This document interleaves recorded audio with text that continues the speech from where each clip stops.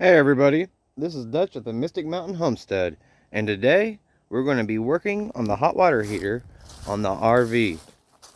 So, what's going on is if you hear your pump running in your RV, your water pump, you want to check your valves and make sure there ain't no cracks or leaks in your lines, and check your hot water heater's pressure valve as well, because I noticed when I was actually running the hot water heater, the automatic temperature pressure valve, there was a pile of water outside when I came outside, and I was like, what? So I checked the pipes, and I was like, I thought there was a crack in one of the pipes, so I fixed that, and there was still water outside, and so I was like, what's going on?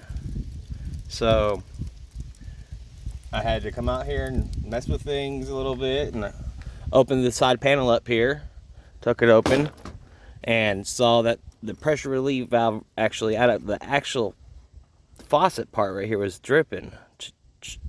Drip, drip, drip, drip, drip, just dripping out, slowly when I had the hot water heater running.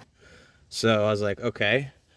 And so I Googled it, and that means that could mean the hot water, this part actually is worn out itself. So what you need to do, and the parts you're going to need for this, is you're going to need a wrench. Oh, bear with me here. You're going to need your wrench, you're going to need a hot water pressure relief valve socket, and then you're going to need a new automatic temperature and pressure relief valve. Mine is lead free, and believe it or not, they still make them with lead in it. And so I'll put the links down there for the socket, and a link in there for the pressure relief valve as well in the description below. So no further ado, let's get into removing it here. And it should be pretty simple and straightforward. Try to get at an angle here for you guys and ladies. Let's see. Okay, first of all, what I would like to do is I'd come in here, I turn the breakers off on the inside for the hot water heater. You can turn the main breaker off in there if you want to, but I'm running everything by solar power, so I know what's going to what and what's not having power. So I still, even though I turned the breakers off, I still want to move these wires out of the way. And you want to pay attention how they're plugged in, and just kind of just move them, caress them over to the side. You don't want to break anything. That was already bent, I believe. It looked like it was pretty creased for a while. So these sockets actually are made to fit two different sizes of these pressure relief valves. So it's got the bigger side and then a smaller side. The actual smaller side is actually for bigger ones, and this is actually for the smaller ones, I believe, because that's how it fit on here for mine. So what you're going to want to do is you're going to want to put the switch up. That way if there is any pressure in the tank, it won't blow it out on you, first of all.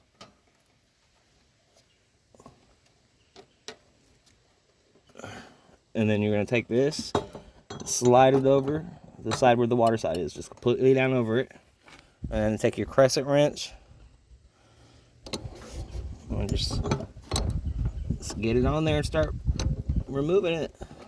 Lefty loosey, righty tighty, right? I'm putting it on, so let's take it off. See, it's pretty easy. Get it loose on there, and it's just hand tight. Alright, get that out. Make sure you got your tape on the other one. Make sure you tape it up there good. You don't want no more leaks. I'll start the thread, and then I'll use that to finish it up, tighten it on. Because you do want it to be snug on there. And you want this to be up when you put that on, so it fits on there correctly, the socket. Okay, stand tight. It's down there nice and good.